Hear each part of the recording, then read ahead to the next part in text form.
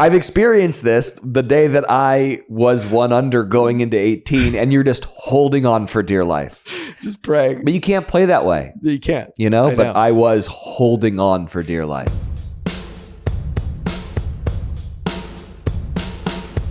All right, Vanity Index time. Powered by JLab. Chad, I'm very angry at you right now. Why is that, buddy? Because your Georgia Bulldogs took down my Ole Miss Rebels today. And, you know, for a second there, I thought we had a chance. Oh, I thought about I was wearing a Georgia Bulldog shirt all day, and I got 1 foot out the door to come here and record this episode. Mm-hmm. And I was like, oh, that's a little unfair. So you don't bleed, you know, the light blue and red like I do, you know, like you are not as much of a UGA fan as I am an Ole Miss fan. And it just really pains me to know that you guys were just kicked our ass. Well, first off, I'm slightly insulted by the insult to my fandom, although it's true. It is true. It's true. I'm a very fair weather Georgia fan, proud to be a Bulldog for sure. But kind of, I like, if you asked me who our quarterback was, before the season started, I would have been like, I don't know, you know, it's really embarrassing. I'm going to get roasted for that, I'm sure. But it was awesome. The Bulldogs pulled it out. That was a really good game. It was. I mean, it was scoring. 0 defense until you guys finally decided to stop us, and then that was the end of that. You could just tell the Ole Miss defense was just gassed.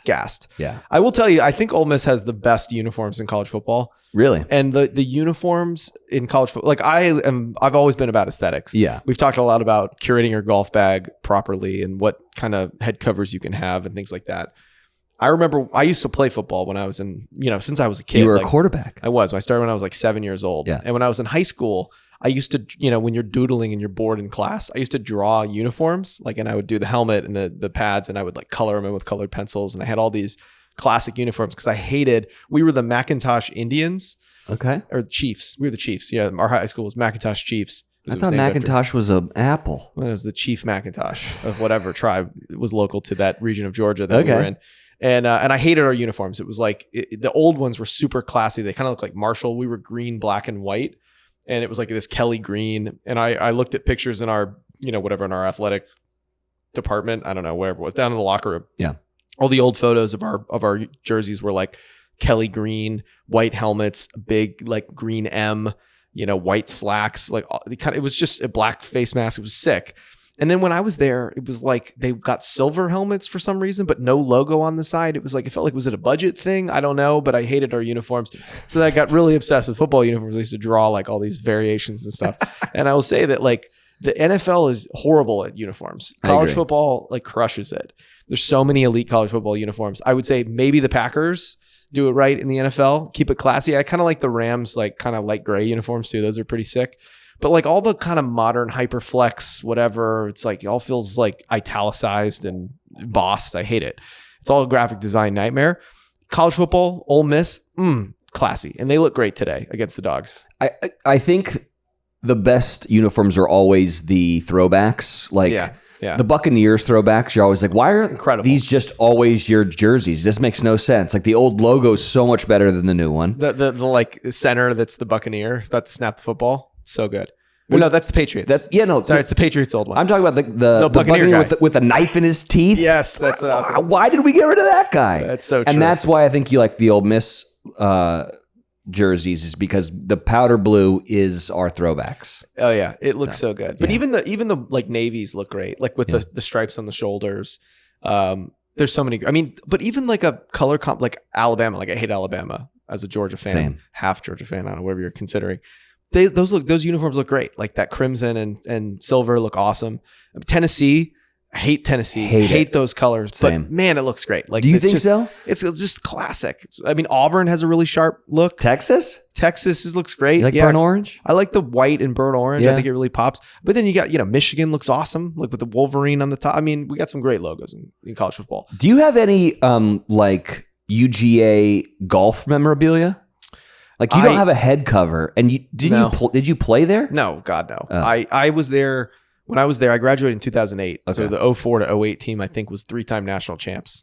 It was Brian Harmon. It started with Bubba. I think Bubba left when I was a freshman. Yeah, that was maybe his last season playing there. But we had Patrick Reed for a minute before he got kicked off the team. Mm-hmm. With Eric Compton, Hudson Swafford and Harris English, the two interchangeable Hudson and Harris, were on the team. They were like a murderer's row, and then Harmon came in as like that top ranked amateur. And I think I've told this story on the pod, but like that was when I decided I wasn't going to be a pro golfer, because I got paired with Brian Harmon in some state championship, and he shot like 10 under and I shot even par, and it was like and he was like a freshman. I was probably like a junior or senior. I was like, it's over.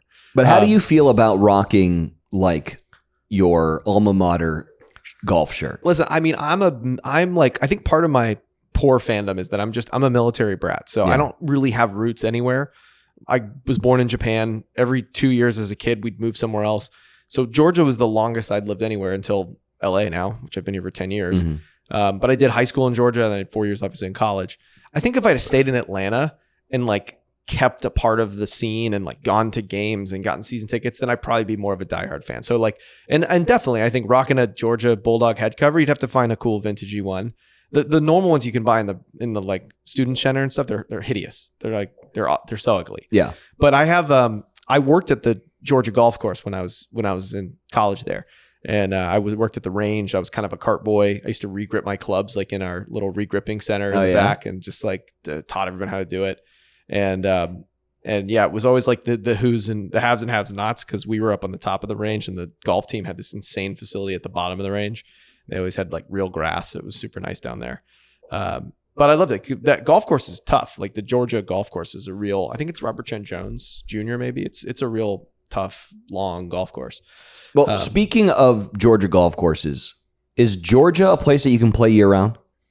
Georgia is a place you can play year round. I think, with the exception that like you could maybe get some days in like the deep winter where it'll be frozen all day. And I think that reminds me, I think I did tell the story also once. I got a new wedge for Christmas when I was like 14. Yeah. First time I ever got You've told the story so many times. All right, fine. And it bounced off the green. Yes, it was frozen. It was frozen. Yeah. So yeah, no, Georgia. By the way, I've cut that story so many times. Okay. Hey, Wells, did I ever tell you about the time? Cleveland, yes, I know it was a Cleveland RTG. And you were so excited. You had to go that you snuck out there. I did. Yeah. I did. I'll tell you that story sometime. But yeah, no. So Georgia is a sort of year-round state, but great transition. Nice segue. I've never seen this before. So we are looking on our screen at a Instagram message from the USGA. It's the last day to post a score in 2025 by region. Yeah. Which I didn't know this was a thing. I didn't either, but I guess it makes sense when you have a season of golf. It has to end for you before the winter happens, right? Yeah. And I was looking at it. So this is why the USGA. So, okay, we're just going to read this. So the last day to post a score in 2025, October 31st. That's coming up. Yeah. That's in like, 10 days from when we're recording this? Mm-hmm. Something like that. That's Alaska, Maine, Michigan, Minnesota, Montana, New York, Ohio, South Dakota, Vermont, Wisconsin, and Wyoming. That's in 10 days. That's your last chance to post a score. The next wave, November 14th, that's a little further south. You get Delaware. Then obviously you move Midwest, Idaho, Indiana, Iowa, Missouri, New Jersey, New York Met area, interestingly. So I guess I should have caveated. Next week, or 10 days from now, is the northern region of New York. That's Pennsylvania, Utah, Washington. And then November 15th, the next day, that's Colorado, Connecticut, a handful of others. And then the 30th is Kentucky, which I think is sort of the southernmost state that you get here. Nevada, northern Nevada, actually. Southern Nevada remains open. And then December 31st, Kansas. Really quick, on November 30th, Kentucky. I don't know about you, but like I always considered Kentucky a southern state. I agree. But then I went to the PGA when Scotty got arrested at Valhalla. Yeah. And they were like, no, we're Midwest. This is the Midwest. And I'm like, I don't know. I always picture like Kentucky Colonels and like that Southern drawl and Kentucky Fried Chicken. Yeah. Horse country. They're in the SEC, literally. It depends on where you are. I mean, so if you're up north and closer to like Cincinnati, then I think it's considered Midwest. But if you're closer to, Lexington, maybe? Yeah. Or like even Arkansas, like that, that's considered, I think, South. Yeah, I was just surprised because I was like, I'm going back to the South. And then they're like, this isn't the South. Yeah. And then I was where is Valhalla? Is it? I don't know. Do you want me to look it up? Yeah, let's look it up. Columbus, I think. I think it's Columbus. No, that can't be right. Golf course. Louisville, right. Okay, yeah, Louisville. Yeah. So Louisville is where Valhalla is. And Louisville. Yeah, and that's where JT's from. Yeah. And JT went to Alabama. That's a southern place. It seems southern, but they really don't. They own the Midwest. You just cross the Mississippi and you're in like Ohio, basically. right? Okay, but can we go back to the? All right, sorry. No, but let's go back to this UGA, the last days to post scores in 2025. But let's say you live in Maine or Michigan or whatever, and so you end on October 31st, but you go to California and you play PGA West. Can you not post during the winter? I think it's in the state. So so this is a really great question because this was the first thing I asked. Why do they do this? Yeah. So the USGA, our good friend USGA, right in the first comment, why do we do this? Mm-hmm. Even though courses may remain open in colder climates, weather can cause irregular course conditions. If scores were acceptable during these times, handicap indexes could be unfairly distorted. So there you go. Just it's you don't want to. I guess it would make it. You'd be like playing worse. Yeah. And so it'd be artificially inflating your handicap. But don't they have that thing that changes? It's soft cap. Yeah, like it changes what the handicap of the course would be considering the conditions of the day. Yeah, it's like I think it's called PCC. Yeah. Yeah. Have you ever seen that in effect? Yes. I've never seen it in effect. I've seen it affect at like Moore Park when it's really, really windy up there, where it's like balls are just flying off of cliffs. And then I played Pebble one day that was like sideways rain. And I always wonder, is that like, we should get the USGA to come on the podcast and we'll ask them all these questions. But like, what triggers the PCC? Is it like someone at the club? No, it's almost like a bell curve. Boo! No! Stop it. It's almost like a bell curve of like a test, right? I see. Like if enough people fail, then they have to move the. Got it. What's that called in they have to move median? No, they have to move the baseline. I failed a lot of stuff. Anyways, that's what it is. Got it. So it's automated. It's like it's looking at people's scores and saying, okay, this course is playing harder for literally everybody. We're gonna introduce a PCC. That makes sense. It's automated. It's not like a. Can you go and like lobby the head pro? Yeah. Excuse me, sir. Listen, buddy. You know, this guy I was playing with, he played horrible. Anyway, move the curve. Yeah, move the curve. There you go. That's wow, what you sound like a politician's analyst or something. Well, like I'm a smart man. Political, moving the curve, talking about that kind of the bell curve. You mentioned that. What's amazing about this is it's something that like I don't even considering we live in Los Angeles, and so I just play golf year round, and every year it's like. You'll see posts on social media where it's like packing it up, like the season's over. And I'm like, what do you mean the season's over? The season's never over. I mean, one of the things that's interesting is you're right. Like playing golf year round in LA is a huge gift, and it's amazing that we get to do that.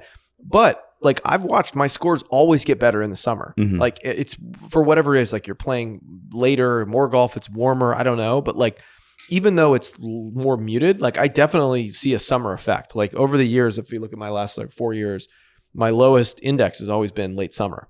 And I don't know if that's just you're playing a lot more, but there is it's softer obviously than if you're in the Northeast or something and you got to hang it up. But it's crazy to me that there are so many people in this country, they hang it up for multiple months out of the year, and then you come back and you still have the same handicap that you had at the on October 30th for Alaskans, people from Maine, Michigan, Minnesota, like that to me is wild. That like, I'll be like, I can't be playing at a 5. I haven't played in 3 months. Yeah, no, I know it. And honestly, like, thank God for simulators now and virtual golf and all these things. Cause I remember when I lived in New York, like you'd shut it down and it was brutal. I mean, you weren't golf. Like when I first moved to the city, it was 2008 and it snowed during the Masters weekend. Cause I remember I'm like, Georgia boy. Yeah. I'd somehow survived the winter in New York. It was like getting to be springtime. I'm like, oh my God, it's the Masters. So we threw like a Masters party. I had like 5 roommates. We just like threw a little Masters party. We put it on like a projector that we borrowed from somebody on like a bed sheet in the living room. And it freaking started snowing on like Saturday of the Masters. Mm-hmm. And I'm like, why am I living in New York? What am I doing here? Yeah. So yeah, no, it's brutal. All of our listeners that are getting ready to hang it up. Although it is peak golf in the Northeast right now. Like it is perfect. I was just out in Philadelphia, and we played at a place called Manufacturers Golf and Country Club. Okay. It's an old William Flynn, like 110-year-old course. built in this like valley, and it's sort of like a lot of the Flynn's. There's a creek that runs through the middle, so you kind of play on one side of the creek, cross it a few times, and then the kind of second 9 is back, around the other side of the creek. But this one is really cool. It has a very famous, very photogenic hole that you've probably seen on Instagram. It's like a quarry that they had dug out to quarry all the stone to build the clubhouse, kind of like Wingfoot. Yep. And there's just a par 3 in the middle of the quarry. So it's like a short. So it's, it's playing 110 yards, but you really feel like you can just like underhand a ball down into it. And it's just like surrounded by granite rocks on the side. It's this super cool little hole, and it's kind of like into the quarry. And then the quarry comes into play a couple more times in your round. Like you got to cross over it on an approach shot and hit back to the other side of it. Sort of like an island green. I actually came up short and ended up all the way at the very bottom of the quarry and had to like hit a shot 80 feet in the air. And this place is cool because it has a funicular. So it has a really steep climb back to the clubhouse, and they've got this like incline railroad that was built, in the 50s, I guess. And it's I want to say the name of it is like the Philadelphia Amusement Company. And apparently it's like every wooden roller coaster in the United States was built by this company that built this little like incline railway manufacturers. So it's like a roller coaster. For that par 3 into the quarry, can you like bank it off the walls of the quarry? Yeah, that's what I did. It was not intentional, but definitely it was, the wind was blowing left to right. I kind of like flared a little like 50 degree that I was trying to knock down, and it just off the wall, boom, bounced across, boom, then back towards the hole, and had like a 10-foot birdie putt that I missed. It's like putt. Yeah, it was fun. It was cool. Through the clown's mouth. Exactly. Yeah. No, it was awesome. But like this is the best time to play golf in the Northeast. I'm actually headed there. Headed back to Oakmont next week. Oh, which I'm really excited I see how about. you did it. That's back to Oakmont. But like the leaves are changing and it's firm and it hasn't rained in a while, and it's just, I can't wait. It's gonna be awesome. It's gonna be like nice and cold in the morning. It'll be like 50 degrees. A little like couple layers on. It's the best. You can wear slacks. Unironically. Yeah, it's the best. Well, for the folks in Alaska, Maine, Michigan, Minnesota, Montana, New York, Ohio, South Dakota, Vermont, Wisconsin, and Wyoming, the last day to post your USGA GIN score is October 31st, which is also Halloween. And we are entering into spooky season right now. And I know you wanted to talk about the spooky things in golf, scariest shots out there. Yeah. Before we get into this, actually, okay. I want to back up for a second. You'll have to edit this and move it around. But I do have a funny Oakmont story tied to Happy Gilmore too. So I've only played there once, but it was this part of this outing that this golf agency does. And so I was there last year. It was while we were filming Happy Gilmore 2. We were getting ready to, I guess it was while we were casting it and putting all the names together. And we really wanted to get Colin Montgomery to be in the Champions Dinner scene. Mm-hmm. Adam loves Monty. He's like, it'd be funny to have Monty. We haven't really heard from Monty in a while. So I reached out to him through agents, and we were trying to set up, can we get him up to, to New Jersey for the Champions Dinner scene? And so he finally called me back, and I was pulling into Oakmont, and I love golf history. I know a lot about golf history, but I'm clearly not that much. So we're just chatting, and I'm like, Monty, like, you'll never guess where I am. Yeah. He's like, where are you at? I'm like, I'm pulling into Oakmont. He goes, oh, and it just got really quiet. And immediately I was like, oh, was it something I said? He's like, Chad, I want you to go in there. I want you to walk into the locker room, go upstairs. There's a big giant thing on the wall that has every single US Open winner and runner up. And I want you to find my name. And it's like Ernie Els, champion. Colin Montgomery, second place. Yep. And he like threw it away basically on the last day there in whichever year that was. So that was a bit of a faux pas. I guess not as bad as smashing up a locker there, but yeah, that's worse, Wyndham. That's definitely worse. But anyway, so well, he famously never got a major, right? Monty, no. Yeah. Like the best player to never pull it down. Definitely up there. Yeah. So anyway. All right. So it is, we're talking about shutting it down for the year. We're talking about October 31st. The last day to post. You know what October 31st also is? Halloween. It's Halloween. Yeah. So I thought we'd do a little segment Ooh, can you put a little echo on that? Oh, yes. Post-production? Mm-hmm. So I thought we'd do a little version of our segment, Can't Knock It, presented by Knock Around. And we're gonna say you can't knock a scary golf shot. So I'm gonna do a little blind ranking for you. So, all right. Real quick. Yeah, time for our segment, Can't Knock It, brought to you by Knock Around, proud partner of the Vanity Index podcast. These guys make seriously awesome shades. I'm wearing them right now, and now they're the official eyewear of the PGA Tour. All right, these are the Songbirds. They also make a wide selection of performance shades designed to heighten contrast and definition and actually help you see the greens more clearly. It's wild how much detail you can pick up. Yep. If you want to try a pair, head on over to knockaround.com/golf. Use the code VanityIndex20 for 20% off your first order. Again, that's VanityIndex20 for 20% off. Some exclusions apply. Definitely worth checking out. I love my knockarounds. All right. Spooky season is upon us. There's a lot of scary things that can happen on a golf course. Chad, are you ready? Are you ready, buddy? Yes, you've made a list. Tell me what we've got going on here. I literally started working on this in the middle of the Georgia game because I was getting depressed because it looked like we were gonna maybe not pull it off. Don't do that. All right. Then after we won, I was so encouraged and excited that I just breezed through these afterwards. So, yeah. Okay, here we go. So we're gonna do a blind ranking, the 10 scariest shots in golf. Are you ready, Wells? Yeah, I'm ready. Okay, here we go. 3-footer to win your flight in a 4-ball member guest where you are the host. 3-footer to win your flight of a 4-ball member guest of which you are the host. That is scary. A knee knocker. How many people are watching me? I mean, it's the like whole. Everyone's it's the member watching. Guest, so it's the shootout. Okay, I'm gonna go with 3 for 3-footer. Yeah. Yeah, no, and like to me, for some reason, if you were the guest, I feel like there's lowered expectations because you're just the guest, you know? But if it comes down to the it's like you're hosting, you brought this person in, it's the end of the shootout. You've got a 3-footer and like you just are like, I don't want to be the one to lose this for this guy who like came all the way in and he's been like grinding with me and all of our. Oh, I don't care friends. about him. I care about everyone watching me miss a 3-footer. But I'm saying like if you were the guest and you miss it, I feel like it's not as bad. Yeah. Because you're not friends with everybody. Yeah. But if you throw away the tournament, I mean, this is terrifying. Yeah. So, okay. So that's number 3. All right, great. All right. Next up, tee shot when you are playing through another group. Ooh. That's a good one. I'm going to go with 7. Tee shot, because usually if you're playing through a group, that means you're playing fast, which means you might be playing pretty well. Yeah. You know? Yeah. So I don't know if I have a problem with cranking a driver. Yeah, but there's so many, like all of a sudden you think about it again because you're like, oh, these guys, you know, you're playing through. They must think you're pretty good because you're playing fast. You caught them. Yeah. And then you're like, oh, just strike one. By the way, nothing feels better than just blasting one in that situation. And then them being like, yeah, you guys should be playing through. But I feel like the stakes are really high because if you like dribble one, now it's slowing them down. You got to be like, I got to pick up, whatever. Or have it get one out of bounds. You got to do provisional. Yeah. Oh my God. It's like at our club, imagine playing through someone on 11. You know, like I would never do it. Just can't do it. Just can't do it. Can't do it. No can do. Okay. I think 7 feels, 7 feels kind of high for that, but I like that. Okay. All right. Here's the next one.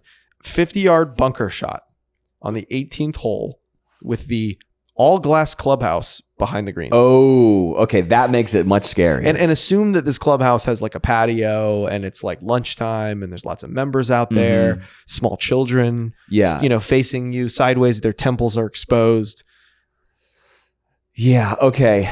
What course reminds me? Like, who has that? That like is that like the closing hole at LACC? Like everyone's kind of out there. Yeah, but that one's like a little further Pinehurst. Back. Pinehurst is exactly like that. Yeah, Pinehurst is like that. And Bryson was in that bunker. I know. So. I don't mind the 50-yard bunker shot. I know how to do it. Is it 50-yard or 50-foot? 50-yard.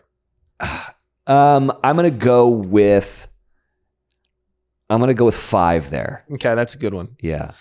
Yeah, I learned the best way to hit a bunker shot like that is just to try and hit a hook because it shallows your club out. So it's really hard to hit it fat that way. Yeah. So I'm exaggerating it like in to out, hooking it, and it somehow I just pray and it comes out. It tends to work. But do you go to like, if it's a 50-yarder, do you like grab a 9-iron and open up a little bit? No, I go the other way. I do like a 50-degree. Oh, really? Choke up and try to clip it? Yeah, it's like, you just hit it like you're trying to hit a driving draw. Yeah. And then you just kind of get it up and out. And then it has just a gazillion RPMs of spin. Yeah. And so I don't know. But I haven't really had that shot with a all glass clubhouse and a bunch of members and their kids. Or at the US Open on the line? Yeah, that makes it even more, a little higher stakes. By the way, can we talk about that? What's that guy that like does the shot afterwards? Johnson Wagner. Great mustache. They march this guy out. I want to have him on the show. They march this guy out and they're like, let's see if you can do it. And you can't. The guy won on the PGA Tour. I don't understand why we're so impressed that he sometimes pulls this stuff off. Yeah.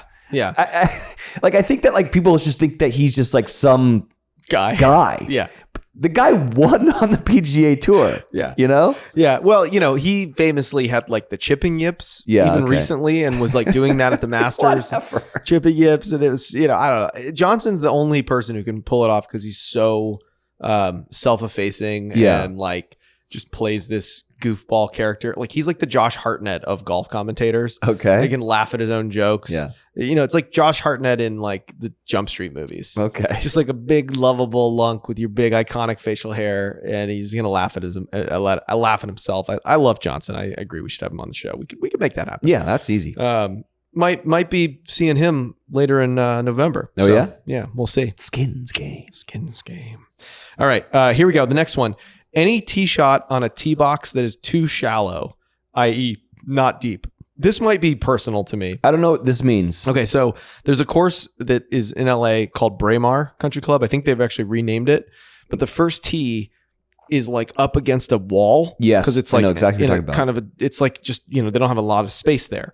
And so it's the kind of place where you have no room to take a practice swing behind the tee box. You actually have to like tee up and then put your club next to the ball and take practice swings. And as you're taking it back, it just feels like you're going to hit the wall. And this is kind of a recurring stress nightmare of mine that I've like in a place I have to make a swing and like I don't have enough room. So this is way more personal because I think this is like a recurring nightmare that I actually have. But anyway, so tee shot on a tee box where you're kind of like you just feel like it's not deep enough to get your space. I've experienced this when I played in like pro-ams and stuff, like celebrity pro-ams and stuff. And so where they have like signage at the back of the thing and they move. I think the thing that people don't realize is they move those tee boxes around a lot. Yeah. And sometimes they'll move it like way up to like make, maybe a drivable par four or whatever. And then all of a sudden you have like no room to swing. And then you have people that are standing there and camera guys. And that is pretty scary. But that's so few and far between. I'm going to go with 10 on that one. Yeah. Okay. All right. I think this is more my own personal nightmare. So there you go. Okay. Here we go. Kind of related to the earlier one about the clubhouse, but first tee shot at Marion, Bel Air, the old course, i.e. any place where there will definitely be an audience and you're a guest. Yeah. 2. Yeah. It's terrifying to me, but it's also what I love about golf. Yeah. That like step up and hit it. I have no problem getting on stage and talking to thousands of people. I have no problem like getting in front of camera. But if you put 5 people on a tee box, it's the scariest thing in the world. And I don't know what it is about golf that makes you feel that way, but I love it. So I'm going to go with 2, especially like 1 at St. Andrews. Yes, there was a lot of people, but it also was cool. Yeah, it is cool. With the RNA behind you.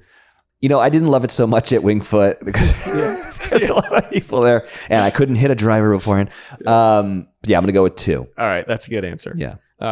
Okay. So this is another one kind of related to the playing through one, but a recovery shot from an adjoining fairway while the group playing that hole waits for you to hit. Oh, this happens to me a lot, and I have no shame. This doesn't bother me at all. And here's the thing: is I tend to actually pull these off, right? Like these are the ones that you're kind of like, I just need to get out of there, but it's an iron or something, and you're really thinking about the shape. Yeah, it's like what you want out of like every shot in the middle of the fairway. Somehow I find those easier because you're like, all right, I got to hit a big high fade around this big tree, like no big deal, and then you kind of pull it off because you're visualizing. And also the stakes are low because if you don't do it, it's like, well, no one expected me to do anything here anyways. This idiot's over in the other fairway. Yeah, exactly. I mean, it happens a lot for us at our club because we have a lot of holes that are just right next to one another. Yeah. So yeah, and people are always like, "What are you doing over here?" Right. I'm going to go with 9 on that one. I don't mind that one. Okay, I think 9's a good rating for that. Okay.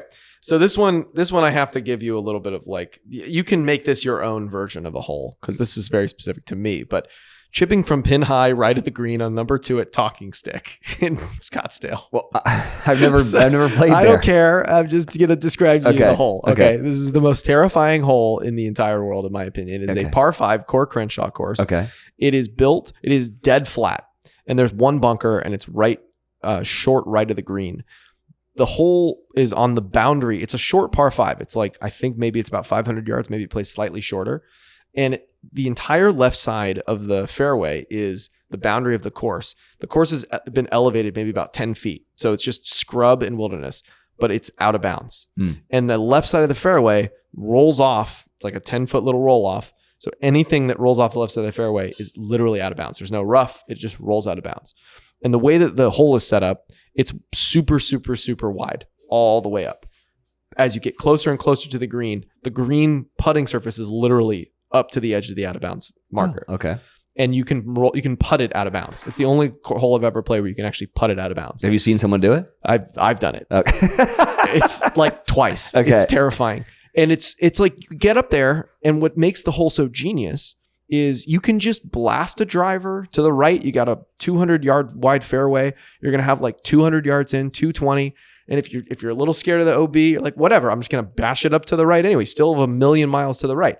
But then you're pin high, and you've got a shot to a green that slopes away from you. Got it. Understand. There's a bunker kind of to the left and short, and the green slopes away. And you just, the genius of the hole is you eventually have to sack up and go left. Yeah. And the longer you delay going left, the worse it is for you. Yeah. If you just step up there and you bash a drive down the middle of the fairway or the left side of the fairway, you've got an amazing angle where you have a little bit of room right. You can kind of hit a cut. You're going to be fine. So the sooner you face your fears and take on the left, the better it is going to be for you. And the longer you delay it, the way worse it is for you. It's like an allegory for life, man. Yeah. And I've chipped it out of bounds once, and I've putted it out of bounds once. And it's the worst feeling because it's not 18. No, it's 2. Oh, it's 2. Okay. And it's an easy hole. Like it should be a birdie hole. It's like 475 par 5. Like it should be a birdie hole. There's really no trouble. It's dead flat.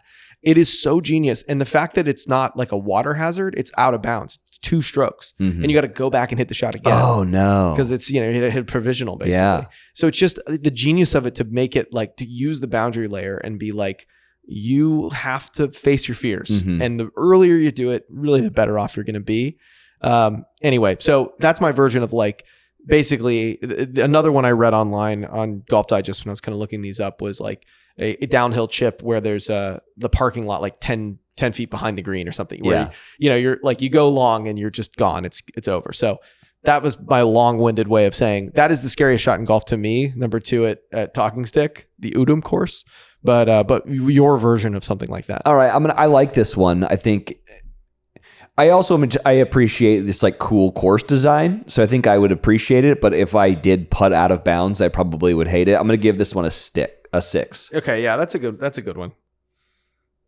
All right, here we go. I love this next one. Okay. So this is our 8th one, by the way. So you have 3 more. Yep.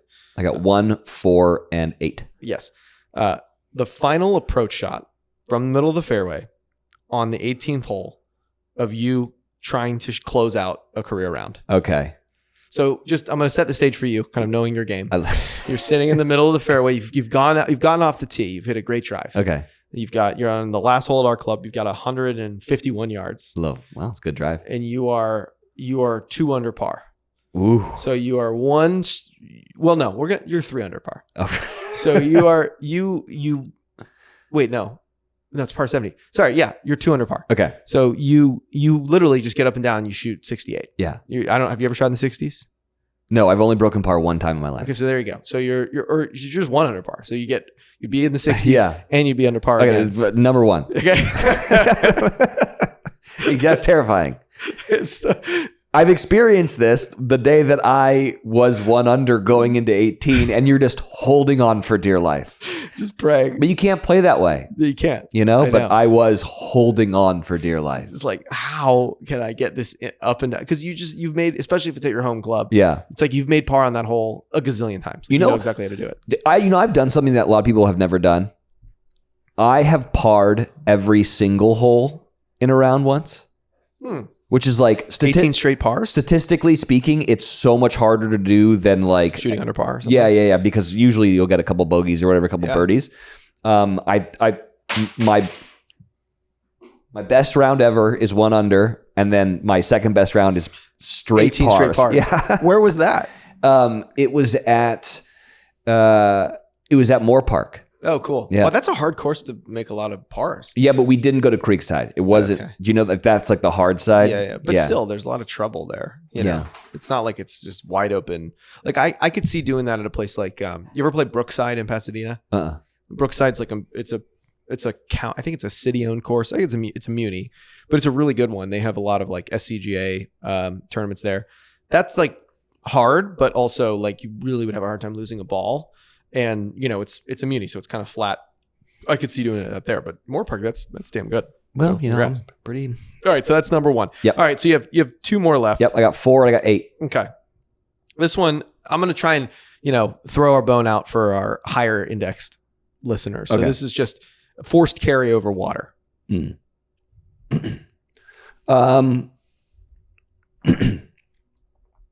Par 3? Any hole. Drive.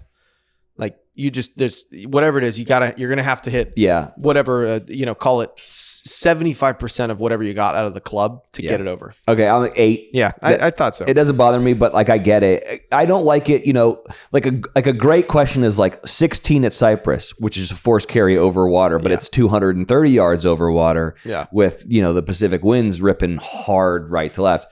But yeah, 8. This used to bother me as a kid a lot. Because it was like when I was learning how to play, the idea of like having to hit it and get it in the air and get it over a hazard was just like the scariest thing ever. Because you just like, and also balls were very, you know, I don't have money. I'm a kid. Yeah. Like, and so you have to find a ball and you don't want to lose one. And so for me, like there's like a deep seated, it's not anymore, obviously, but I remember being a kid and being like terrified of any force carries. And the course that I liked the most in our town, it was kind of part of this like sort of semi-private thing we had going on. That one had 2 forced carries. That was always like when I realized I was good when I like stopped thinking about the forced carry. And I was like, I'm aiming at the right edge of that bunker, you know, like I'm fading it off the bunker. And I was like, oh, I don't worry about that anymore. And I must be good at golf. Okay. So last one, provisional tee shot. Oh, with the final ball in your bag. Oh no. You're on the 11th hole. Oh no. I'm searching for balls during holes too. Has that ever happened to you? Have you ever gotten to the point where you're like, I'm running out of balls here? It's happened to me before. It happened to me at Carnoustie. Yeah. It happened to me at Jubilee actually as well when we were at St. Andrews because we had played earlier. And so I had like 3 balls left and all of a sudden the wind picked up and I was like, guys, I need to borrow some balls. And I found like a old Strata and I played the rest of the round and I played great with it. Great. Yeah. Okay. That's 4. Yeah. That's terrifying. I think that's a good rating. Yeah. So, all right. So let's do a quick recap here. So we're going to go in order of least scary to scary. So I'm going to read it back to you. Okay. All right. So at number 10, any tee shot on a tee box that's too shallow. Yeah. That's my own. Really living my own nightmare here. All right. That's number 10. Number 9, recovery shot from adjoining fairway with a group playing that hole waits for you to hit. Number 9. I think that's a pretty good one. Forced carry over water. Number 8. I like where that sits. You could maybe make that 9. I could see that 9 or 10, you know, given your game. You didn't know it was coming. So that was deep when I was trying to throw you for a little loop there. All right. Number 7, a tee shot when you're playing through another group. That one I think could be rated a little higher, but I like where you have it here for sure. Number 6, we have the chipping from the pin high right of the green. Number 2, talking stick. Yeah. Very specific. Number 5, to go back in time, we've got a 50-yard bunker shot on the 18th hole with the all glass clubhouse and the beautiful children looking on. Number 4, that is provisional tee shot with the final ball in your bag and you're on the 11th hole. It's a great. That's the one number. I wish I could change. Where would you put that a little higher? Yeah, 2, I think. 2. Okay. So number 3, we have the 3-footer to win your flight in a 4-ball member guest when you are the host. Number 2, we've got first tee shot at Marion Bel Air Old Course, any place where there's definitely an audience and you're a guest. And then number 1, I think perfect. You nailed this one. The final approach shot on 18, trying to close out a career round. Yeah, so that's tough. Yeah, that was scary. My heart rate's a little elevated actually. Yeah, so I'm glad we did that. Those are good answers. The one that I was thinking was going to come that didn't come was when you wait to hit because you think you might get to them. Oh yeah, you know, you're like, we gotta wait. You know, they gotta get them to clear the green. I might drive the green, and then you're like, now I better do it. And of course, you never do, right? Yeah. Where would you put that one?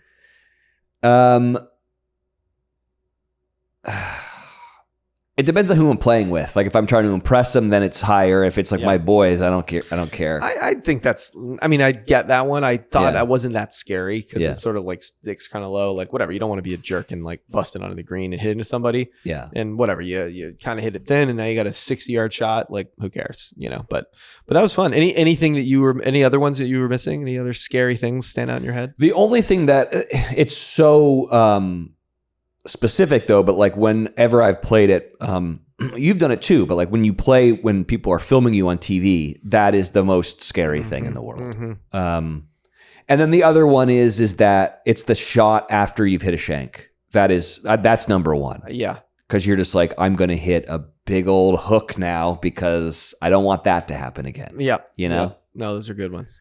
That was fun. Thanks for playing, Wells. Yeah, that was good. I don't know if we've talked about this before, but I want to talk about it. And this has been kind of like going around social media for a while. And I saw this and I sent it to my caddy at the club being like, what do you think the answer is here? And he kind of gave me like 3 different answers.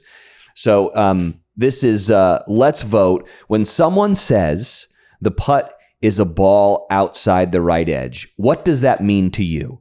So is it option 1 where the left edge of the ball is at the apex of the cup?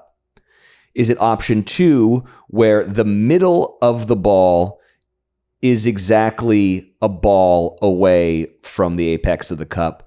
Or is it option 3 where it's an entire ball outside the apex of the cup? What do you think it is? So my answer is option 2, definitely. To me, any sort of, it's a cup to the right, it's a ball to the right. It's the distance, that's your aiming point.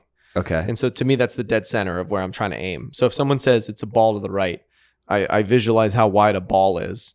And then I try to putt the center of the ball to that spot. Yeah, okay. That's okay, but so then what is right edge? Is right edge middle of the ball at the apex in the right corner of the cup? Yeah, to me, it'd be like if it's right edge, I'm trying to putt the ball like where it, you know, if you split the ball in half, it would go start right at the right edge of the cup. Really? Which to me, the ball right. Although I could get convinced about option 1 as well. Like, yeah, you're leaving it a ball on the right. So I think it's option 1. Yeah, squeezing a ball in between. You know, so you're just like, imagine that you're aiming at something. Like the ball starts at the very edge of the cup, and it's the width of a ball. That's your aim point. Yeah, maybe that's right. It's definitely not option 3. It's definitely not option 3. But it was funny when I sent this to my caddy. He was like, "It's 2." And then I'm like, "Really?" And he goes, "No, it's 1." And I was like, "Mike, this is important because I think that we're seeing different things when you tell me it's a ball out." I think now that I'm looking at it, if someone it's option 1, I think I would say, like, if I was gonna aim and someone said it's a ball on the right, I would line it up and I would aim like number 1. Yes. Yeah. That's what I would do too. Yeah. Okay. Oh wow. Do you ever do the clock system putting? Like to practice? No, like I had a little run where I was putting really well, where I stopped trying to pick lines and I started thinking about the entry point of the putt, basically like with a clock system. Yeah. So you want it to come in at 7 o'clock. Yeah. So if it's like a right to left breaking putt, like heavy down the hill, I'd be like, I want to bring this in at 4 o'clock. Yeah. Which means you're just kind of tripping over the edge. And I found that to be like, I putted really well because it's actually, you end up thinking way more about pace than you do about line. And every great putter, all the great putting data basically says that pace is more important than line. Yeah. Like overall, you'll be a better putter if you just have really great weight versus like you're really straight and accurate. You'll way less 3 putts. You will have way more. The hole gets a lot bigger statistically when your pace is perfect. So I found that worked really well for me. So maybe give it a try out there. You know, as you're getting ready to shut it down for the winter. You're rolling a lot of putts in your living room. Yeah, sorry, Alaska, Michigan, Idaho. Yeah, the thing that I do that's been working is that I try to envision what the ball's going to do, and I can see the line, you know? Yeah, visualize the line. And try to like go like full Rain Man, where I'm like, this is what it's going to do, and then just try to do that. Because it's like similar to like when I play my best golf, it's like regardless of whatever I'm doing, I'm trying to do something here. I'm trying to hit a cut into this. I'm trying to draw the ball in. I'm trying to be a low ball, whatever it is. And the same with putting is like, I'm going to try to do this thing. And if it doesn't happen, it doesn't happen. But I find more often than not when I do that, my pace is better. That's why I stopped lining up putts. I will still do like the 4-foot putt. Yeah. I don't do that anymore. You don't? I stopped doing that. maybe weirdly 3 years ago, I stopped lining up putts. I now have the logo facing up, but like perpendicular to my line, not like on the line. Because I used to get down and I'd line it up and then I'd be too impatient to like fix it because I'd go back behind it again and I'd be like, oh, that's a little right. And I'd be like, oh, I'll just like use it as a reference and be a little right of that line. And I found it was like if I'm not using the alignment aid on the putter, I actually roll it a lot better because I'm thinking more about pace. So I don't know. Maybe there's something to it. Time right now for our segment Overheard from JLab, from the lab to the course. JLab is trusted by the pros with gear engineered in the lab, built for every practice, every flight, and every moment you need to lock in. Yeah, I've been using all the JLab stuff. I've been on a lot of planes recently. I've been rocking their Bluetooth headphones, doing a little remote podcasting with their Bluetooth mics and their USB 3 mics. And definitely I can say that JLab delivers headphones, earbuds, Bluetooth speakers, and more designed for life that respect your budget. Look for the blue box at retailers everywhere or shop jlab.com. And thank you so much for your support of this podcast, JLab. Speaking of, my dad's in the hospital right now. Don't worry, he's doing just fine. But he is having a hard time like using his phone and stuff. So I brought him some JLab headphones so he can listen to his books on tape. And he is loving it. That's awesome. So, okay. So, all right. The Overheard today is about golf cart etiquette and how to use them the most efficiently. Have you seen this thing on social media? No. Okay. I'm excited about this. So all cart golfers need to do is give us all a decent chance at a 4-hour round. This is all you need to do to help us get a 4-hour round in. Number 1, park at the back of the green so your group isn't walking towards the group behind once the hole is finished. Exception is when the course routing forces you to go backwards. Same principle for walkers. Drop your bag in a spot that gets you out of play for the group behind you as fast as possible. Yeah. Yeah, it's amazing when people are first learning the game. They don't really know what to do with the cart. Yeah. So I love this PSA. So I fully endorse this. And yes, when you're near the green, get it on the back of the green for sure. You got to be ready to go. Yeah. You got to walk off. If you're behind the green too, you're kind of out of play. As soon as you step off the green, the next group can come up. If you're kind of pin high on the right, you stop short, you're still kind of technically in the danger zone. So they might have to wait till you get in your cart. That's another 40 seconds. Yeah. So yeah, get behind the green. What's the next one? This next one I think is amazing, and it annoys me when people don't do this, is drop their cart partner off at their ball while the other cart golfer goes and finds their ball. So you don't need to sit and watch your idiot friend shank another ball. Like, go to your ball, you stay here and you hit, and things will move so much faster. Yeah, this one you see a ton from new players is they'll just sit there and wait and they're on their phone or they're kind of, I don't know, watching codependently, as they so eloquently put this on this Instagram post, watching them hit. No, drop them off, go hit your ball. Yeah.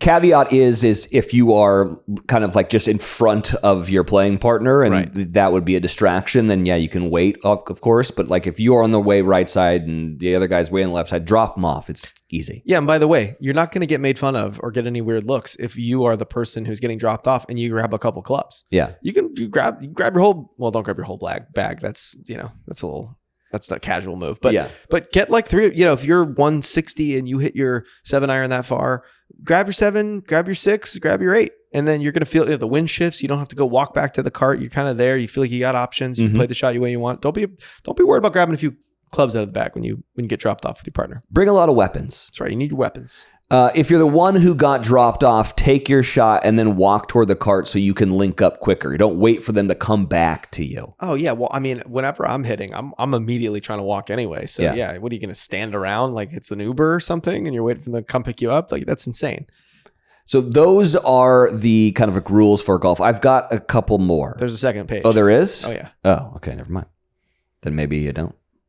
All right, number 4, if someone is within 60 yards of the green, drop them off with a wedge and a putter, and the other player proceed to park the cart at the back of the green. You don't need to cart someone to help them avoid a 20-second walk. I totally agree with this. Yeah. You drop if you're not on the green and you're chipping, just grab your putter, grab your wedge, and go. And then your playing partner, who clearly has already hit the green, maybe knocked it close, they're going to go park the cart. But you've got everything you need to go and play the rest of the hole. You're not waiting around. The worst egregious move is when you see someone do this, where they'll take their wedge and then they'll have to like go back to the cart and get their putter, and then they're driving it up and around. No, you can walk. You can walk. It's 60 yards. You can make it up there. I like this one a lot. You can also be a good partner in this situation where let's say that happens. They only bring a wedge and they're 60 yards away from the green. You drive up and then you say, I got your putter. Yep. And then you bring it out to them. That's right. Yeah. That's right. Number 5, if you're the only cart in the group, use your cart to help track down other people's ball. This is good. Yeah, that's pretty self-explanatory. Yeah. What are your least favorite things about carts? Because the technology these days, my number one pet peeve about taking a cart, even at like very nice clubs, is the like GPS, gating thing, where if you get within a certain distance of the green, it like makes you back up. And sometimes it's a little bit inconsistent, like where you are, and you're like, wait, what am I, it's to keep the members for whoever, wherever you're playing, from driving all over the course and ruining it or whatever. It is, to me, one of the subtle signs of a really nice golf club that the carts don't have that on. For sure. Because I've been at some like top 50 courses that have the GPS gating, and I'm like, you don't trust your members? And most of the time you're playing with a caddy in some of these places. Yeah. So that part, like, for the most part, you wouldn't be taking a cart at most top 50s, but I've definitely played a few where I've taken a cart, and it blows my mind when you're at a course that's literally top 50 in the world, and you're like driving and you can't drive to the end of the fairway. It makes you back up. It's like, it's so embarrassing. Yeah. I'm like, trust your members. Like these, you can kick them out. Like if they're driving all over the golf course, places they're not supposed to drive, kick them out. If you say only in the fairways or only in the rough and someone's breaking the rules, that's a damn letter, my friend. So yeah, every time I get to every time I get to a course that's like elite, that has like a curated membership and they have the GPS gates, it drives me crazy. It's just like it's such a Karen move. Yeah. Now, big resort courses, I totally get it, Totally. and daily fee stuff, it makes sense. But that is my number one pet peeve at a place where I'm like, you need to be able to trust your members. Come on, homie. My big pet peeve with golf carts is the USB never works. Mm-hmm. It's like the USB on an airplane. I don't know why that never works, but it never does. It never does. And I'm like, I need to charge my speaker here, and I can't. That really bugs me, because it's like, if it's not going to work, don't put it on there. Yeah, because you're giving me hope. That's right. And that hurts. The other thing I cannot stand, when the brake doesn't, you keep slamming it down and you're like, just stick, like emergency brake, and it won't. It's frustrating. Do you know what I'm talking about? Yeah. Or you get a really sticky brake. It's the opposite problem. Oh yeah. Where you're just stop. Yeah. Oh, nightmare. The other low key move, by the way, and since we were circling all the way back around to my general feeling of trying to maximize aesthetics at all time. Yeah. If you are ever at a top, really nice elite course, and you're taking carts, the move, Wells, ask for a no top. Mm-hmm. There is nothing cooler than cruising around an awesome golf course without a top on your golf course. Now, I hear you, everybody saying, well, that's the whole point, is you're in the shade and, it's like you're keeping the sun off your face. No. Taking a no top golf cart and playing golf with it is the closest thing you can get to the feeling of walking. Like the difference of just having the open sky above you is really meaningful in a way that is like almost embarrassingly real, how much of a difference it makes. When you're getting in and out of a cart and there's a, ceiling, I don't know, you're in a car, you're commuting to your ball. Yeah. When you have a no top, you're commuting, not commuting. I like that. I couldn't agree more with that. And it's funny because at our club, there's only a couple of those carts. I know, you got to ask for them. Yeah, you got to ask for them. And it's always the same guys who ask for them. And those guys are cool. And all those guys wear visors too. Yeah. But it's true. And like the first time I ever took one, I was like, this is so much nicer. Yeah. Because, whatever, a lot of times we'll play we'll play an emergency night or something. Yeah. So you grab a cart and you don't feel like walking again, or it's later in the day, it's not as busy. The no top just vibes for forever.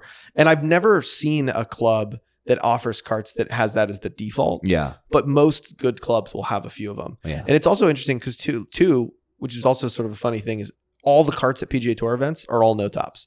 So like, the rules officials, like none of them have tops. Why do you think that is? I don't know why that is, but when we Is it for ropes? It must be for ropes. Yeah. Easier to get under the ropes.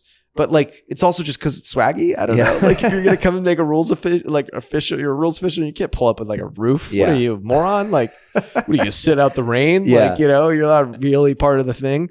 But it's funny. So just as a random aside, when we started doing Full Swing season 1, we had to rent carts, and the PGA Tour in season 1, they have a vendor that rents them all their carts, and they're all like no tops, and it was shockingly expensive to rent a cart at a PGA Tour event. It's like if you're listening to this podcast and you've ever had to do like a trade show at like a union trade hall in like Vegas at a convention center or something, it's like to get power hooked up, it's like $20,000 because it's like a union power person has to like plug it in. It's just ridiculously expensive. It's a limited market. So anyway, the price for the carts to rent were really, really expensive, and we had a handful of them.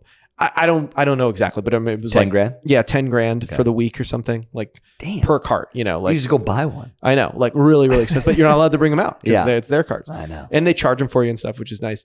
But anyway, it whatever, it was part of the budget of the show.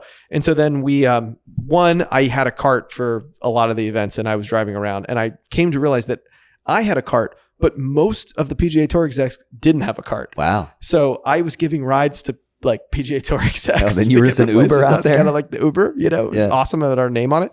Secondly, year 2, we go back to make the show, and the cart fees had doubled. And we were like, what happened? And the PGA Tour was like, oh, we just bought the vendor who rents all the carts. I was like, damn it.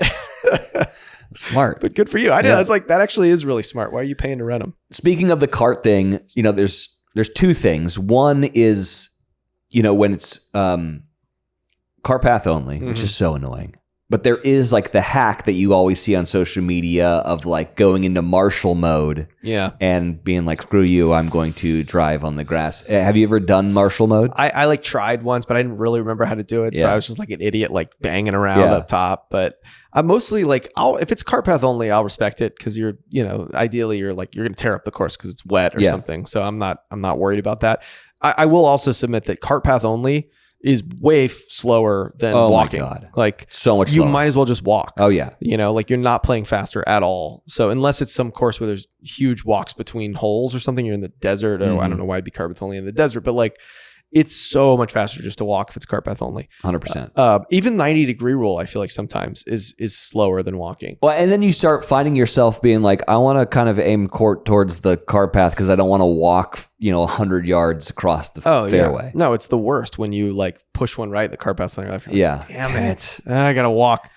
What are your thoughts on there seems to be this kind of like movement or fad to go to single person golf carts, and they think that will speed things up. Do you think it will?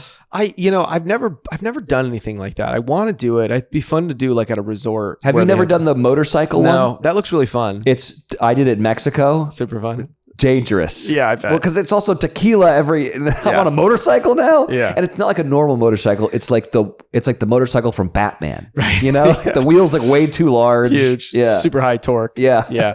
Yeah. No, I think what was interesting is the culture is so different in the UK. Like they all take it's all buggies, but also they all take like push carts. Yeah. And even like at Bandon, I was surprised. That's what they call it. Buggies. Yeah, I guess. Yeah. Push carts. And so you just like, you would never be caught dead with a push cart, in the US at an elite club or something. But then you show up there and they've got the big ones with the wide wheels and you're like, this is so nice. Like I'm just pulling my cart. No big deal. It's great. Have you used the ones that have like a GPS? It's like a robot that follows you around. I've never used one of those, but I played with some people who had those. And those seem to work really well. Those were pretty cool. I was a member at North Ranch, and they had them there, and I used them a lot. But then sometimes they would fall down a cliff, and like, oh shit, my robot's fucked. Save the robot. Yeah. Tears and rain. Last thing you kind of brought up before we started doing the show, and I thought it was a really good idea to talk about the intricacies of joining a private golf club.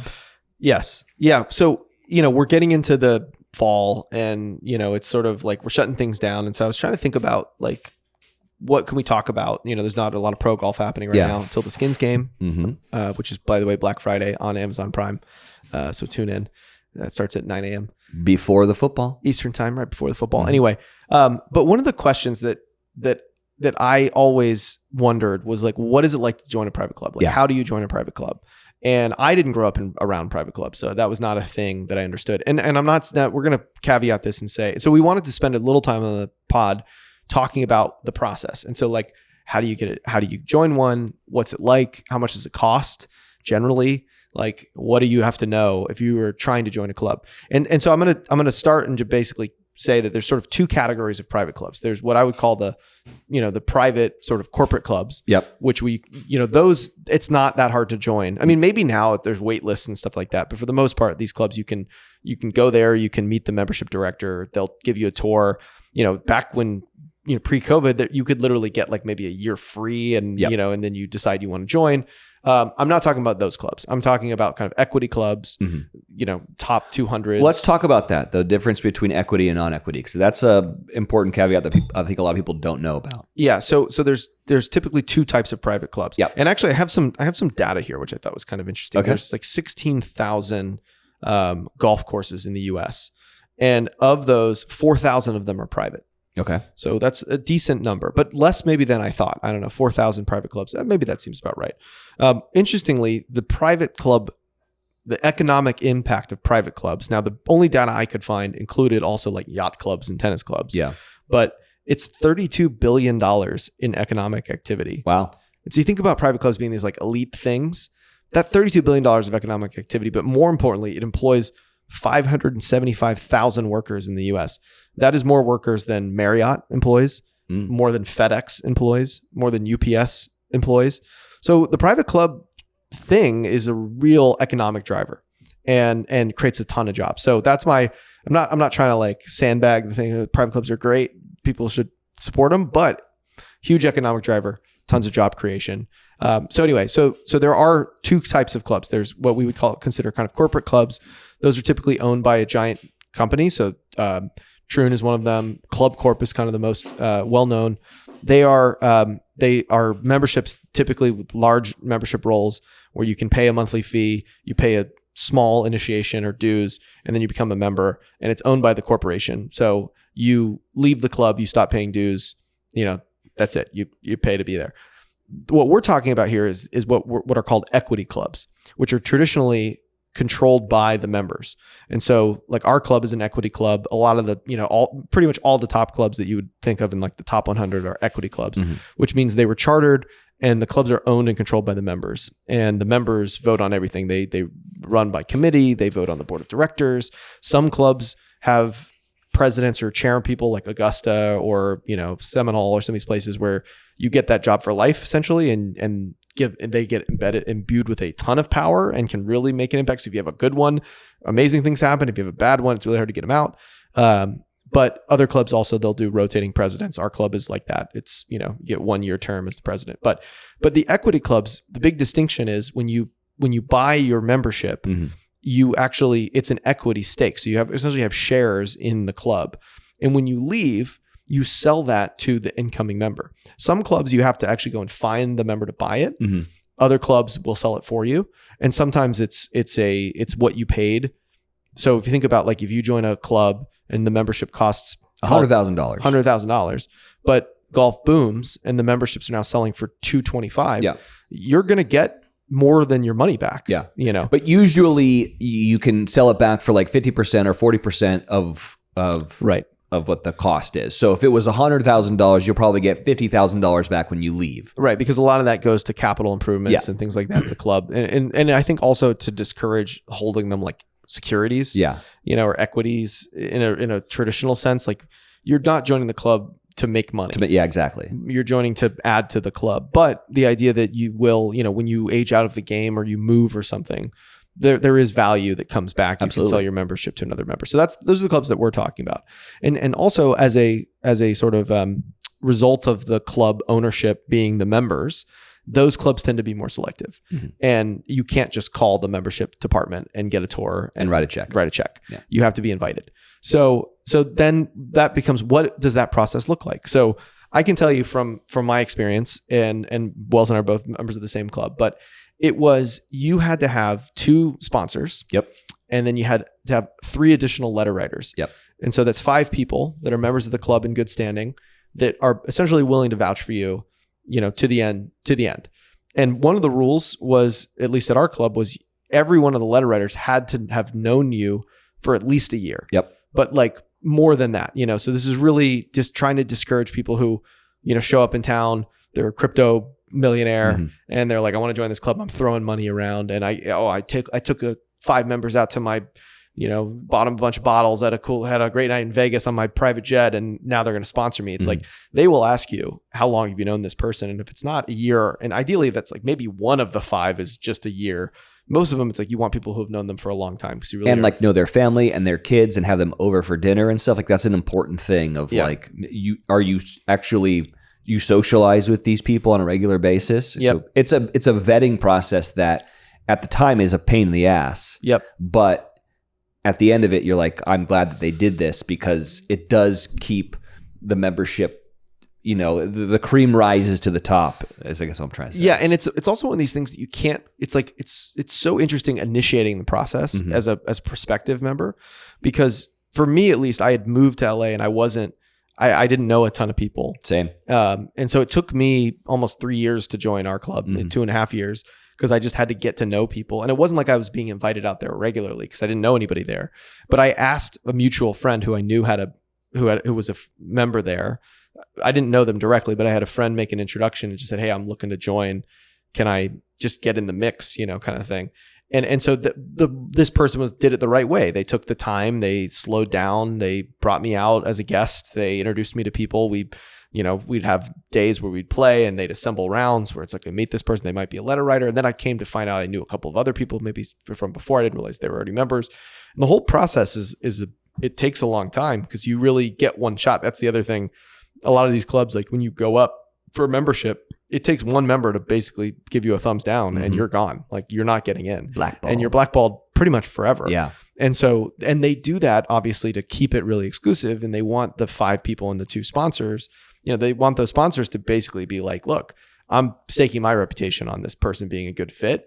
And if we vote them down, if anybody in the club has bad blood and say this person isn't a fit, then it really reflects poorly on me. The other cool thing that I think our club does that is really smart is they sort of tie you to your sponsor for life. So, I've sponsored 2 people joining the club, and like if they get in trouble for doing something dumb, like 20 years from now, like I'll get a letter, I'll get called in as their sponsor. Yeah. And that just, again, it makes you think twice. What's also been interesting is the more I've talked to people about this, what these clubs are really trying to discourage is like business favors for membership.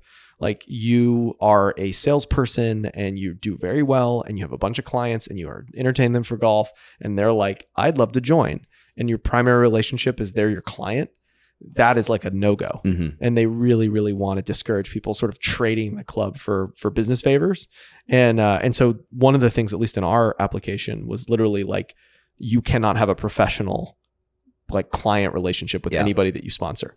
It's like, the club is for socializing. It's not for business, which I thought was also really smart and really interesting. And also kind of against what I think a lot of people think golf and private golf is about, right? Yeah, like they think it's about business, but actually it's really not. Right. It's about socializing. Yeah. And certainly business like is a outcropping of that kind of camaraderie and socialization that comes from where people are inherently non-transactional. Like they're there because they are members of the same club. They value the golf, they value the camaraderie, they value the experience at the bar and the hang and the tournaments. And that creates real relationships, which then leads to potentially, obviously business and there's opportunities to host guests and stuff like that. But for the most part, it is truly like a club. It's like you want to join because you want to be a part of this community. Yep. And then the other piece of it is, to realize if you're going through this process, kind of like I didn't realize until I sponsored somebody how expensive it is to sponsor somebody, because when you're a guest, you're not paying for anything. And I would offer to pay for caddy fees and I'd pay for my greens fees and stuff like that. But it just adds up, and you have to host them. You have to, at least at our place, you've got to play with the board of directors. You've got to be around enough. And essentially the rule that I had heard was you need members that you're not close with saying to you, I thought you were already a member. Can't believe you're not already a member here. Like that's how much you need to be around before you actually go up and try for your membership. And I didn't really even respect how expensive that is. So I brought someone through the club and it was like very, very pricey because you're paying for their rounds, you're hosting them, you're vetting for them. Because they can't pay for anything, right? No. So anytime they stop at the shack to get some food or drinks or whatever, I have to pay for it. That's right. Yeah. And then you're paying the greens fees and caddy fees. And even if they were paying all their own caddy fees, like you're paying your own caddy fee. Yeah. Like you didn't plan on playing golf that day, but you need to get them exposure. So you're kind of out there a lot. And so it's, if you do get an invitation for someone to be your sponsor, you have to recognize that process likely is not happening for less than like $5,000 to $10,000 invested by your sponsor to make you be a member of that club. I'm sure there's you could probably do it for less, but if starting from zero, kind of realistic. So I think that the general rules of thumb is you can't really outright ask for an invitation, these kind of invite only clubs, but you can definitely make inquiries and you can talk to people who are members and say, would love to be a part of this.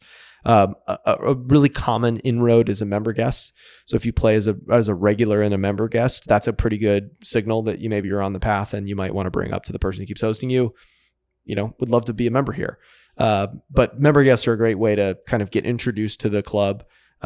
It's just, I don't know. What else would you add? What am I missing? Well, I think also if you're not a member of a club, don't be the guy that's just always there. Yeah. Because then the club is like, why aren't you just joining? What's going on here? You're just always here. And I think that's something that you need to be thoughtful of. Yeah. Yeah. That happened to a friend of mine who had one of his best friends who he's known his whole life. They love playing golf and he was there all the time as his guest, and they would, play almost every single week. Yeah. And eventually the club noticed and they were like, if he wants to play out here, he should just join. Yeah. But he was like, I'm not going to I don't think my wife's going to be cool with me joining and I can't do it. And then they were like, they put a cap on his number of rounds for the year. And that's a pretty normal thing at private clubs is that you can really only play there 8 or 12 times a year. Right. Because if you're playing more than that, then you should just join the club. You should just join. Yeah. Yeah, exactly. I don't know. My thing is when I was going through the process, and that's what it's called, by the way, is going through the process. It's ominous. It was such a pain in the ass and it took so long and you had to, butter up as many people as possible and you had to do all this stuff. And I remember thinking it was such a pain in the butt. And then being on the other side of it, I'm so happy that we have that because it does keep out a bunch of people that I don't think would work well inside the club. Yeah. Yeah. No, the process exists for a reason. Yeah. Because it's meant to basically be like, once you're in, you share the same values. And at our place, it's camaraderie, it's friendship, and it's golf. Yeah. And that's really special. And honestly, I've realized now, so many of my friendships in adulthood are related to that place. Oh, yeah. We wouldn't know each other if it wasn't for I know. that. And so many memories as you get older, it's as you become a parent, it's like kids, friends, and then the club, it's like everything. And so anyway, I think it can be very daunting. But the other thing too is you don't have to be super rich. It's definitely a luxury good. I think that's one thing to point out. And, when I've sponsored people, it's it's not cheap, but it's also not you don't have to be a billionaire and nobody cares how much money you make. It's not about the money at all. It's if you just show up and you're really rich or even rich from a good family, which LA doesn't really have that, it's, at least in our sphere, it doesn't really matter. It's who are you as a person? And, and you can, it's a luxury good. It's expensive, but it's not about the money, and they're not looking for just rich people. That's what I love about our place is there's people who do window installs. And, there's doctors, but also and then, real estate guys and real estate, and then celebrities and, whatever the hell you and I are. And so it's, but it isn't really about the money. And I think that's the other thing is people kind of think it's just these private clubs are just all about the cash and who can write the biggest check and who shows up with the huge wallet and starts throwing down hundreds. And that's kind of some of these places, that's a negative. You want people who are going to join the community and be a part of the hang. Yeah. I went on my buddy Jason Tartick's podcast, which is all about finances, which I don't know why he invited me on that because I pay someone to do my finances. But he always asks, what's an investment that you've made that has really been worthwhile? And I said, my golf club. And he's like, that's not an investment. That's an expense and whatever. And I was like, no, I disagrare with that. And he's like, well, no, it is. And I said, well, I guess our definition of what an investment is, like, I have friends, I have I have to eat somewhere. Might as well go eat where all my friends are. Yeah. I want to play golf. I might as well go do it where all my friends are. And it's made my life so much better. Mm-hmm. And so I do consider it an investment, which I know it's not like on the books, but Yeah. I don't know. It's a cool thing. And it's also like, we as people want community, you know, and it's a great way to kind of build community. Yeah. And there's so little of that in modern life. Yeah. You know, especially like, you know, you can look at all the data about like the sort of death of American religion in terms of like, you know, back in the 50s and 60s was like, basically the vast majority of Americans like went to church every week, and that's a community. Yeah. And that doesn't exist now. And so you've got to find these pockets of community and have something that exists outside of work and family. I think that's so important for your health, your mental health. I totally agree. I mean, I'd say it's that has been the best investment I've ever made, and you can't take it with you, Wells. That's true. So enjoy. All right. Well, I think that we have solved all the problems in golf and in the world, and this has been a fun episode. Yeah. If anybody has any good golf themed Halloween costumes, please send them to us. You know what I did last year is we did Happy Gilmore. I know you did. Yeah. And Sarah was, what is Julie Bowen's character in that? Oh my God. Yeah, you made the movie. Anyways, that was funny because she played her daughter famously on Virginia. Virginia, yeah. Virginia Bennett. Yeah. So yeah, I've got the whole outfit if you want to be be happy. All right, I love that. Well, make sure you follow us on Instagram, on TikTok. We're at Vanity Index Podcast, and we'll see you soon. Yeah. See you guys.